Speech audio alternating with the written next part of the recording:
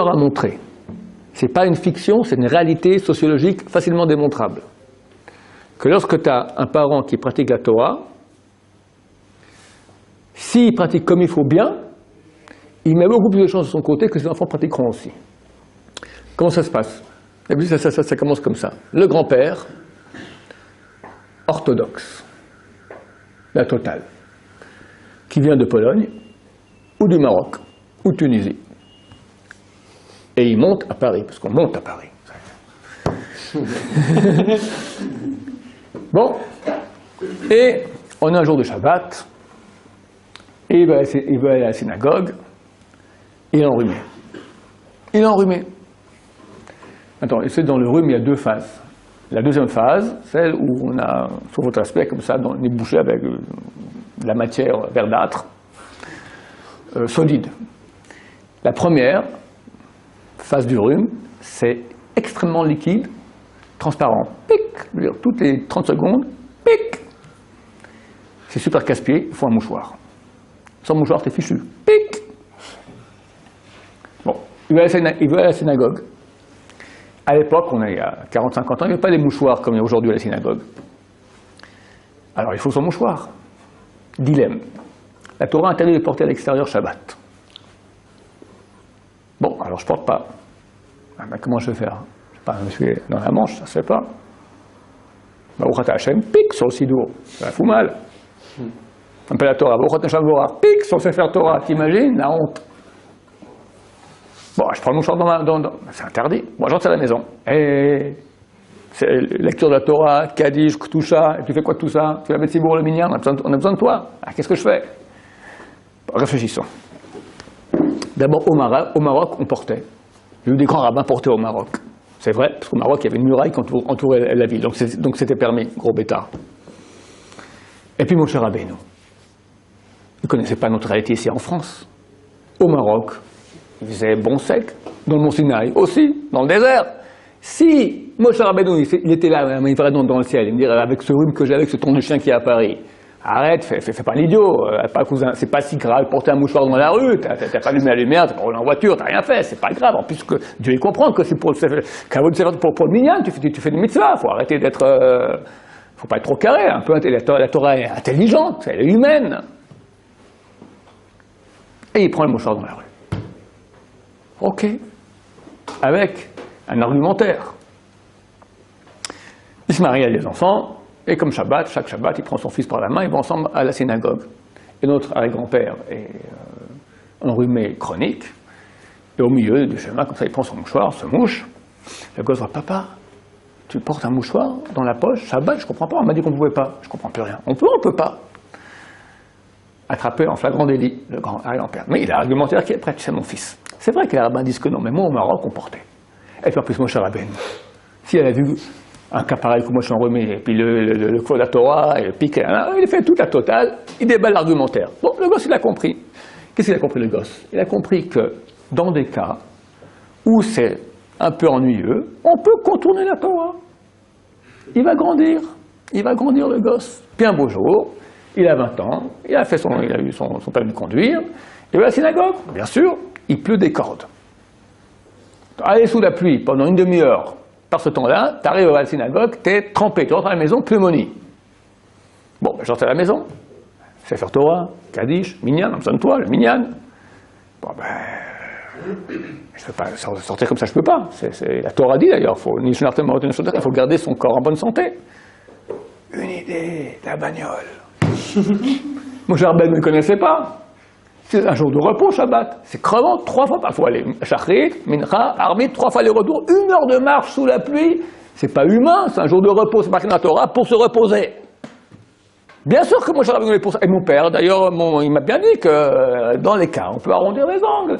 Bien sûr, on prend la voiture. Comme ça, au moins, je ferai une prière dispo, je serai bien. Voilà, c'est Kvod Shabbat, l'honneur du Shabbat. Il va sur la route, content, il voit le rabbin sous la pluie, compris celui-là, dans le ghetto, d'accord? Rabbin obscurantiste moyenâgeux. Son fils, notre père, kidouche. Chérie, baisse la télévision, je fais le kidouche. Mais non. Ben oui. Mais parce que dans des centaines de milliers de familles, c'est comme ça que ça se passe. Avec la télé? Bien sûr, on baisse le son pour la kilo de Shabbat. On baisse le son, on baisse avec la télévision. Même les bougies de Shabbat, des fois sur la télévision, des fois après l'entrée de Shabbat.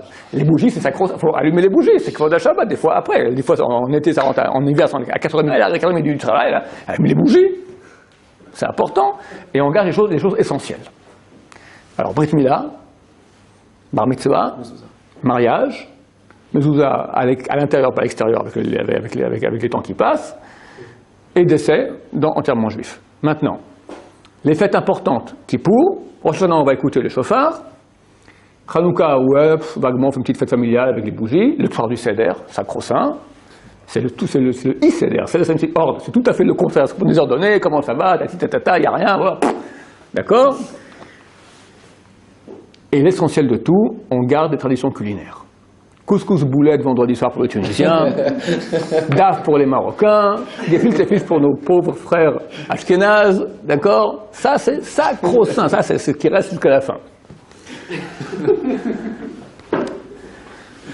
La Goya, pas trop, mais l'été, on va à Eilat, on va à la Tania, là-bas on s'éclate, c'est tous des juifs, il paraît. Tu parles aujourd'hui, ils ont fait une importation de la provenance de Russie, avec Tatiana, Natacha, tout ce que tu veux. Notre génération, on va à la fac, on se sent juif, on est dans le mouvement, machin, l'UEJF, tatati tatata, pro-sioniste, tatati. Et puis il y a, comment on l'appelle ce coup-là? Allez, Suzanne.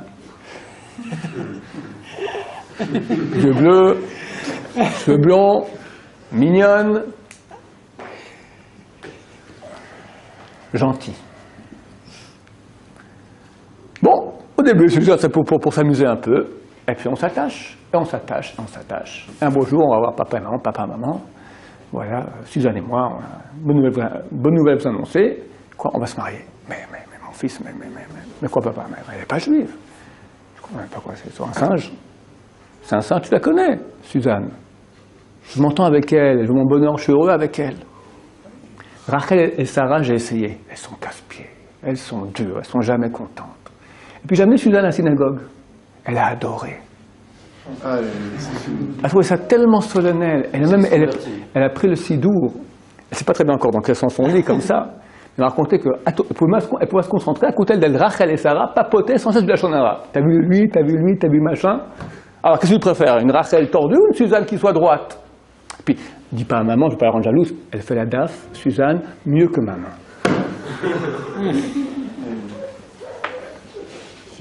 Elle accepte, je vais parler, on fait la Brit Mila pour nos enfants, on la fait la Brit Mila, il y a un rabbin qui fait la Brit Mila aussi quand la mère n'est pas juive. Tout va très bien. Et puis, elle adore Israël. Elle veut habiter Israël. Alors, et voilà. Moi, ça me suffit maintenant, je suis un juif du cœur, très bien. Ton fils sera moitié du corps, ton petit-fils sera goy. Et ça, c'est pas une fiction, c'est une réalité qui nous concerne tous. Quelqu'un qui fait du moitié-moitié, il met toutes les chances. Il y a des exceptions toujours. Des grands religieux qui ont des enfants complètement goy, et des grands goy qui ont des enfants, je parle des juifs qui se comportent comme des goy, qui pour venir ont des enfants qui sont des grands rabbins. Ça arrive, ce sont des exceptions. Donc, on doit mettre toutes les chances de notre côté. Quand on est intègre, quand on est droit, quand le fils il voit qu'au-dessus de tout il y a la Torah, qu'on est prêt à tous les sacrifices pour la Torah, ça rentre dans sa moelle épinière. Il comprend que la Torah c'est au-dessus de tout. Ça continue. Mais quand on fait notre vie, quand ça touche la Torah, tac, alors on commence à faire un peu autrement, comme font certains mouvements que je ne vais pas citer le nom ici, d'accord? Juif mollo, on fait la vie, on est juif, tout ça, mais il ne faut pas pousser, d'accord? Et bien ça fait qu'à la fin il n'y a plus rien. Et ça c'est une réalité. Les mouvements libéraux sont florissants. De quoi? Il n'y a pas d'arrière-petit-fils de libéral. Un arrière-petit-fils de libéral, il est goy, fini, complètement assimilé. Ils sont florissants par des juifs, dont les ancêtres étaient religieux, qui ont fait moins. À la fin, ils rentrent dans un truc libéral où ils peuvent s'appeler juif alors que tout est permis. Baruch Adonai.